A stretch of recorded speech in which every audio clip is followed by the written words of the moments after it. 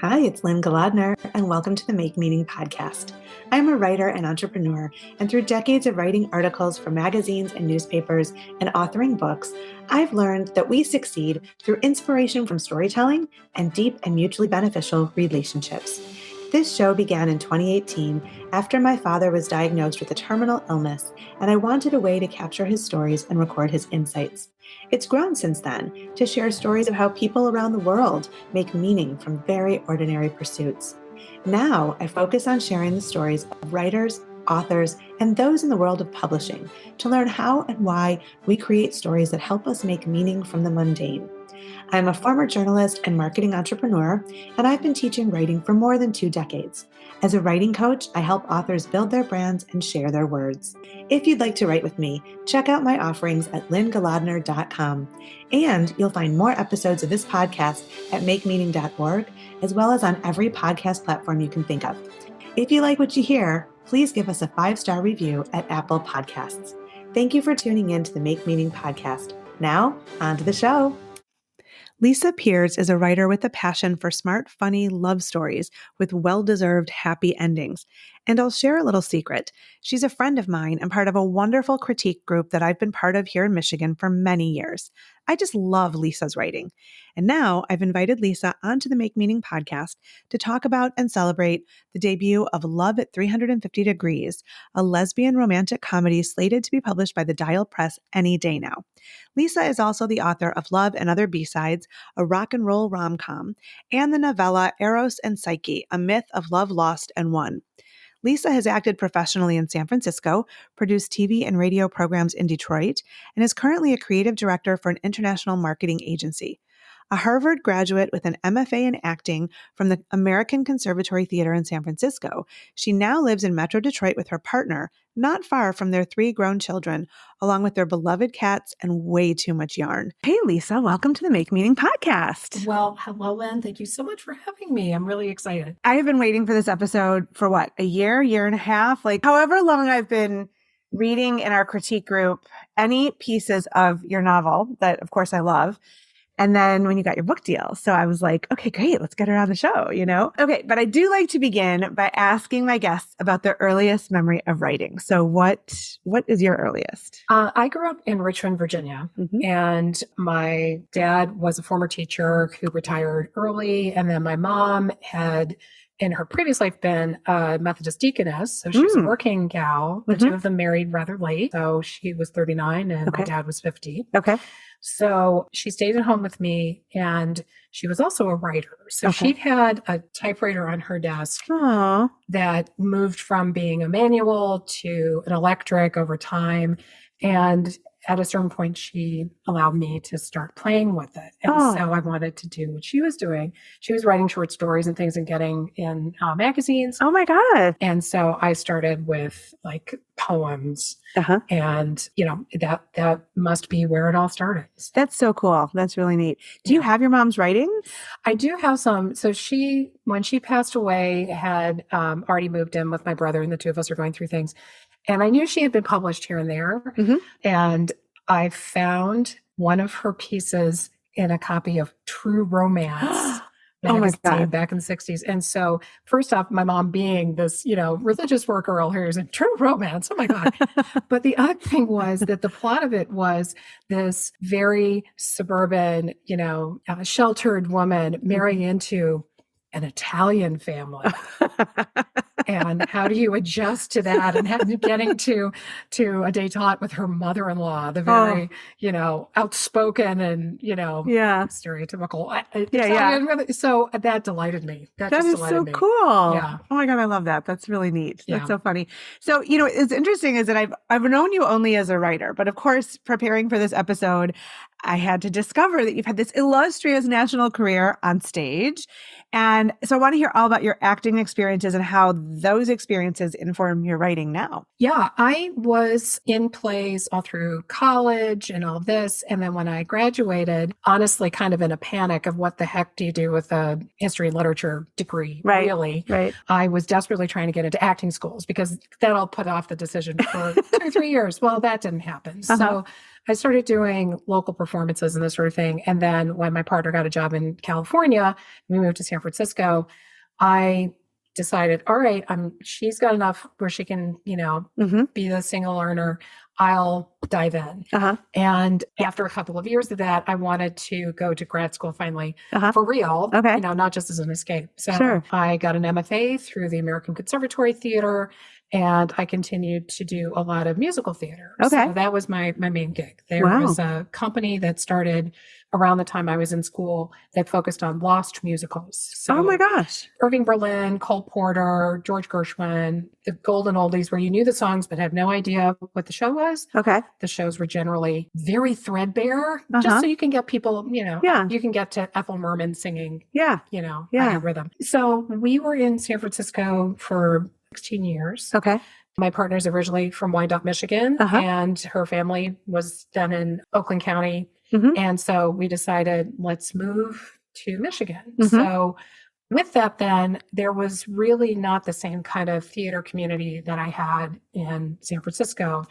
And so it really meant that I was walking around, I was like, I got to do something creative. And luckily, we landed in a place that has amazing public libraries. Yes, true. And also it kind of intersected with my daughter finally respecting me for some information that I had, which was, what was it like in the punk era and the starting days of MTV? What was music like way back then, Mom? Taking her through that, I started to get more and more into music, more and more into music research, biographies, all this business. And that turned into a story idea about, classic rockers, got terrible writer's block, is really stuck, and intersects with a new fan of his who's going through a lot. And, she becomes his muse. He becomes her headache. And then that was my first book. Which was called? Love and Other B-Sides. Love and Other B-Sides. And that came out when? 2013. Wow. I know. And that was how I found our writers group as well, because I literally had kind of a stack of papers and it's like, I don't know what to do with this first draft. Through a friend found the group out here. So that really made sure that I was able to get it into a state where I could unleash it on the world. And now, is that book agented? It is not. So yes. So the one hand, I'm fortunate to have a dear friend from my Virginia days who is a published author and was in New York and telling me kind of how to approach agents and this sort of thing. And did get some good feedback from a couple of them. But after a couple of years, just could not find someone to represent it. So I decided, this is not getting any younger. To give you an idea, it was centered around this rock star releasing all of his catalog on essentially an iPod. So historical fiction now, right? Precisely. Yes. So I self-published using Amazon. Great. Wanted to make sure it was the best I could. I got another dear friend as a copy editor. Nice. That's cool. That worked. And put it out there. And, I felt like I had succeeded because I sold to somebody I didn't personally know. I love it. That was my criteria. It's like, I didn't burn down the doors and make a ton of money, but someone who never met me and didn't feel guilted into buying it, bought the book. So I'll take that. That's a testimony. And then you wrote a novella after that, before the one that we're going to talk about in a moment. Yes. So actually that manuscript started well before Love and Other B-Sides. And it started backstage in a show I was doing in San Francisco where I literally had an hour off stage and wanted to kind of stay awake. But and I've always loved Greek myths. I always thought that the women got the short end of the stick. Always. But there was one story where there was a happy ending, and that's Eros and Psyche. And so I just thought, hey, why don't I make up this madcap, backstage adventure of their filming a version of Greek myths, including this, and this girl who had never gotten a chance to really be a star gets picked out and immediately, catches the eye of this drop dead guy who's playing Eros. And the longer she's there, the more she realizes that everybody in the production is kind of lining up to be the gods. And so on. So that's such a cool idea. Yeah. My daughter is 27. The manuscript is 26 and a half years old. So it did not land. But the thing was, I wrote a version of the myth for myself as almost like a guide to, this is my source material. Sure. By this fake, Greek scholar who put it together. And after a while, I'm like, well, that could stand on its own. Yeah. So I put that out on Amazon too. Nice. And now it is an international seller, bestseller. But for whatever reason, I sell about one copy a month or so, with no marketing. And it's usually to somewhere in Europe. That's so cool. I've been paid in euros, in pounds. I got it in rupees once. Oh my God. So somehow it spread out across the world, which is also kind of this strange, wonderful thing. That is so cool. I can't wait to see if after your new novel comes out, the others start to sell. Like, I'm just eager to see, I know. I keep talking about, it'll expand for my legion of fan, to be able to get to more folks with, sure. With this being more visible. So awesome. So before we talk about that, though, I want to talk about your process. I know you love creating witty, clever dialogue. You're really good at it. And so I always wondered, do you hear the characters' voices uniquely and then translate that to the page? Or do you develop the characters strategically so the dialogue is easy to write? You're talking as if I have a plan. That's your mistake. Frankly, it depends on the story. So for Love and Other B-Sides, the main character just clicked in from a sound. I just knew, the guy was, had a Southern accent and he'd been through a lot and he just had a really fun way of putting things. And so that would kind of people would have to react off of that. Okay. Which in some ways, he's the center of that story. Yeah. And he, gets called out for it sometimes, but he just does his thing and doesn't really care about other people. So that kind of made sense. Okay. Then with the current book, it was more like, okay, stuff has to happen. And these people need to find out about each other and figure out, they're thrown into a situation where it's a bunch of strangers essentially. Yeah. And they have work to do, but they've got to find stuff out. And how to do that? By talking to them. Sure. So that then became sort of, a lot of times my characters would pose somebody a question and I would just have to answer it. And then that would kind of start to fill in all of the mesh around the story. Okay. Move the story along. That's really, really cool. So I know you said that your goal in both acting and writing has always been the same, to connect with an audience by sharing a story that resonates with you personally. And so that echoes the advice I hear from so many successful writers: write the book you want to read. So do you find that to be a motivator for you? Like the stories you're telling, which are all really unique, are the books you want to read but aren't finding on the shelves? Or Yeah, I agree with that because there's twofold to that. One is, this takes a lot of time, a lot of time apart from people, a lot of sort of personal journey. Yeah. Why not do it about something you're interested in? For sure. Really, really interested in. And then the other is just sometimes kind of the frustration of seeing what other people have put out there. And it's like, well, wait a minute, you haven't talked about this. Yeah. So, besides being about a rock musician, so many of those stories about somebody who's like off their nut on drugs and, have done so many terrible things to people, and yet they're still an icon and buy the t-shirt. Whereas this guy, it's like, no, he put the work in. These guys were dedicated to each other, and he got respect. And, and I felt like that was important. For sure. Yeah. So now with Love at 350 Degrees, one of the key things is the main characters are a bit over 40. And to my mind, at my age, I'm like, oh, that's pretty young. Yeah. Not according to the genre. It's like I opened a wing of the Smithsonian somehow to let them know that, folks over 40 want to fall in love, want to, achieve their career goals or make a change or whatever. Yeah. And so to have that happen and to not divorce their experience from a level of reality was important for me. Because sometimes in the romantic comedy genre, there's a lot of quirky coincidences or, oh my gosh, I can't believe that, and I can't believe it. I wanted them to have mortgages to pay and kids to put through school and, the risk of reputation of making a change and, not being able to get the work they used to have. So to have that as part of it, I thought was important. Yeah. All with the knowledge that by the end of the book, it will be okay. Yeah. And, that's also kind of an element of me looking for the book that hasn't been written, is to find something that does resolve and it's happy. It is good. And so hopefully that's what I'm accomplishing in the books that I'm doing. I love that. My novel, Woman of Valor, is about an Orthodox Jewish woman who chooses to be Orthodox. She didn't grow up that way, and she likes it.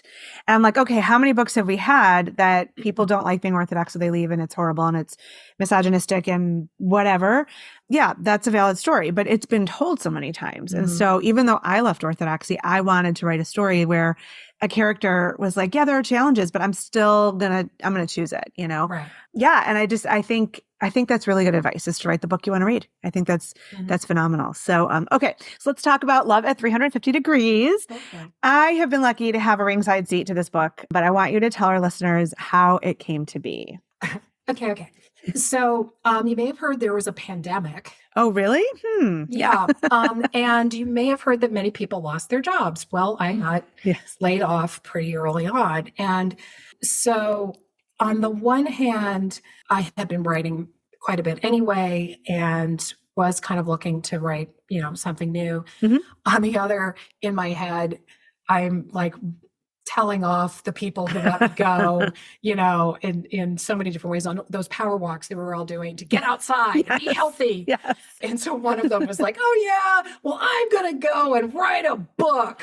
Take that. And then after this whole thing, I'm like, oh my, I wrote a book. You manifested. I love this. Manifested. But anyway, so along with that, a good friend I made on the circuit of selling Love and Other B-Sides went on to get her own contracts with Hallmark and other publishers for her. She was doing cozy mysteries and some other things. So Tracy Gardner-Benno, she's now writing as Jess Sinclair as well. I'm getting a massive plug for her because she's got a book coming out the same day mine is too. We will put her in the show notes, I promise. Yes. Great. So she had said, what do you think about writing for the romance market? And I said, I can't write romance without swearing. Okay. And she basically said, try. And so Hallmark at the time was trying to open up to more varied stories, and particularly LGBTQ romance line. They didn't need a full manuscript. They could do 3 chapters and a synopsis. Okay. Being allergic to synopses, it was the first time I did one, but I did, and I put that together, presented it to her editor, who said, no, thank you. Oh, so, yeah. But Tracy's agent was open to reading it, and then she agreed to represent me. Oh my God, that's like a dream come true. Like no writer ever said in the history of this, like, I love your story because it's just so serendipitous and lucky and amazing. Yeah. Well, and that's, in some respects, I say that knowing that often once you do get a book, a lot of people come to you, what's your secret? What did you do? Right. And it's like right place, right time. Yep. I knew people. Well, and even then, I mean, I still do know people. Yes. And that didn't turn out early. Right. True. But in this case, not only did my agent really enjoy it and encourage me to write the rest of it, gave me that time, and another blog with that synopsis, it rattled off pretty quickly. Love it. Love that. Yeah. Ate crow for a month. Then she started to rep it, and she was saying, look, it's Thanksgiving. People close down during the holidays. I'll throw out a couple of queries. Sure. She started getting back some, no, thank yous.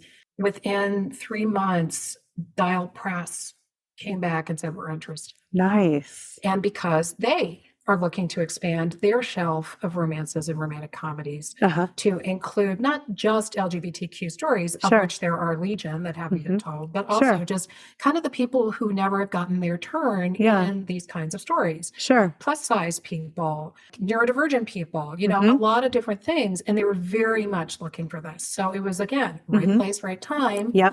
And I have been so fortunate to work with this particular editor who has been a cheerleader on top of somebody who's really prepared to push this book out and get it as much attention as possible. So. That's awesome. That's so great. So what advice do you have for writers who are listening who either are writing a first book, want to go the agent route, you've had ups and downs, you've had all kinds of experiences. And then I might ask you if I'm allowed to ask about subsequent books, next projects and whatever. So we'll get to that. But like, what advice would you give to people listening who are like, I've always wanted to write a book, or I'm writing a book, but I just don't even know what to do and who's ever going to look at me? What chance do I have with that? How many people want to write a book? It's like what you hear from everybody. I always wanted to write a book, I think there are like 2 or 3 things that have been really useful for me. One is there's no one definition of success. Right. And that really you need to do it for your own reasons. So like we were talking about, me trying to write a book I wanted to read, I was really wanting to see books with happy endings and to feel like that's, if I could accomplish that and get that one person who didn't know me to buy it, I was probably doing something that I should do. Awesome. And that changes. I mean, for that time when I was looking for an agent, that was the goal. And I was literally heartbroken. It was such a hard time. Sure. But at the same time, I think I move on then to the second point, which is just keep showing up. I mean, there's bad days, good days of writing. There's stretches where you just need to put stuff away. There's times when you stay up late, and no, that's good. There's no like structure for the right way to write a book. A lot of people are tripped up by, well, I need an hour, I need an afternoon. And you can take the time you have and do something. Everything kind of builds up over time. And then, I think that the third thing is that this is something you're doing not to appeal to a particular publisher or an imaginary reader, or this is what's selling right now or whatever. It's really your conversation with yourself. Sure. In a lot of cases. Yeah. And so use that to kind of craft the world that you would want and really see that that's valuable. Getting other opinions, readers is, I think, a big part of that process to just kind of bounce it off others. Sure. Yet, just know that this is really you putting yourself into a story. Whether you are doing an autobiographical one or completely whole cloth new stuff. This is your imprint. Make it something you enjoy doing. Make it something you really want to be a part of. So with that in mind, I know that a lot of writers have had experiences where they get an agent or they get a publisher, and then either one or both want them to rework what they've submitted. Like they like it, but yes, do a full edit or do a full revision or change this character or change that or whatever. Like, how do you handle that? How do you, if you've written the book you want to write, you've gotten your feedback, your critique group, your beta readers, whatever, you like your agent, you like your editor, but they want significant changes. How do you weather that? How do you like keep going? And do you ever say, no, that doesn't work for me? This is a very tragic question. As I was starting the revisions of Love at 350 Degrees, the feedback I got was, the market for most romantic comedies and romances is between 25 and 34. And your characters are in their 40s. Yeah. In their 40s. Would you consider changing it to make them younger? And to be honest, I'm like, okay, this is something I certainly care about. I love the characters, but it is my first opportunity to write and get a larger audience, and I'm open to those suggestions. So I did do a rework, and I figured out a way to make the plot work and all this, and I turned it around, and it turned out that the editor called and said, you know what, you were right to keep them the ages that they were. Okay. And so, I appreciated that. Yeah. I think part of it is that you want to look at what is it that is like, I think this is true of critique in general. You get that feedback and it helps you clarify what is going to be the most important to you. Because for one thing, if you hear it from more than one place, that might be telling you for sure. Off the bat, maybe this is something you need to address. But if it's really something fundamentally where they want a different kind of book, that's not going to change. I think that kind of helps refine down what it is that's super important to you. Yeah. And then you don't need to sweat so much about the smaller stuff. Yeah. Yeah. And if you've got a good editor, as I do, it's a conversation. It's not a command. Sure. So I think that's also really helpful. Yeah. I heard some agents talking about trends in the industry this year that it used to be like you got your agent, you got your publisher, and that was just like an ongoing relationship. So whatever next projects they wanted you. And I mean, obviously we don't know what the industry future is going to be, but I heard that it's not a done deal anymore. It's not a guarantee. So like you might have a great publisher. That doesn't mean they're going to take your next book or your third book or your fourth or whatever. Do you have any insight or experience into that trend, or like, is it just sort of one book at a time, see what they want and work with them and one foot in front of the other type of thing? I would say I am really kind of starting this Sure. with the traditional publishers. So I am just dipping my toe into conversations about what comes next. Yeah. And, I think it depends. Some of this is that I feel a lot of readers are very genre driven, and they want, if they like an author, they would like more of the same or the next, the volume 2 or whatever else. Yeah. And some stories lend themselves to that and some don't. Right. I admire anybody who can write a series of mysteries or a series of anything, because they continually can see how that goes forward. And my storytelling tends to be self-contained. Sure. So I think that it's important to just kind of be flexible. Okay. And to, again, if you're sussing out ideas, let them kind of come at you from wherever. And then you can really focus down on, wait a second, that's the one I keep thinking about. If I were flipping a coin between these two, if this one lost and I felt disappointed, I need to go with that one. So it's still, I think it has to be really author driven, because ultimately tastes change, publishers change, editors move, move. And it's not going to be the same all the time. So you just need to really do something you can invest in. Yeah. So as the end of our conversation, I wonder what is most exciting to you about this book coming out and this new phase of your author career? I'm in marketing right now, and that's also a bit of a new career for me too. I've always been in communications, but doing the marketing side of stuff is new. Yeah. And so my experience over the last 2-3 years has been good in that I'm very used to working with clients who have ideas and then come and ask for how those will play out. No, that's not what I want, and going back and forth. And remember that idea you had at the beginning? Well, that's the one I want to go with. I'm like, oh, that's really terrific. So now I'm the client. Yeah. And that is the most wiggy thing about this whole thing. Are you a good client, or are you a pain in the ass client? I am an excellent client. Love it. Excellent. I have learned from my experience. But, the notion of what it is to have a book these days and to market a book and to reach people is different than it was 3 years ago. Sure. I'm sure that a lot of people got their book addiction because they had little else they could do while everybody was inside. Yeah. And so that's continuing to play out. And that's, different than my good friend's experience when she was doing books, 25 years ago. That's different than when I was trying to hawk my first book 10 years ago. Sure. So learning all that's pretty cool. Yeah. Kind of reminding myself that, this is, it's not so much imposter syndrome, just kind of a sense of, if they really read the book closely, will they still want to put, all this energy behind it? And they do. And that's good. So, well, it's because it's a phenomenal book. Well, thank you very much. Yes, I'm super excited for it to come out. I love that I have an early copy, but I will buy copies to give to people. And I encourage everybody who's listening to go buy a copy of Love at 350 Degrees and check out Lisa Piers with all of your links in the show notes. But I'm really excited to have you on the Make Meaning podcast. Well, I have been thrilled to be here. Thank you so much. Thanks for listening to the Make Meaning podcast with Lynne Golodner. You can find us wherever you listen to your favorite podcasts. If you like what you've heard, subscribe and share this episode with the meaningful people in your world. And please leave us a 5-star review on your favorite podcast platform. You can learn more at makemeaning.org or lynnegolodner.com.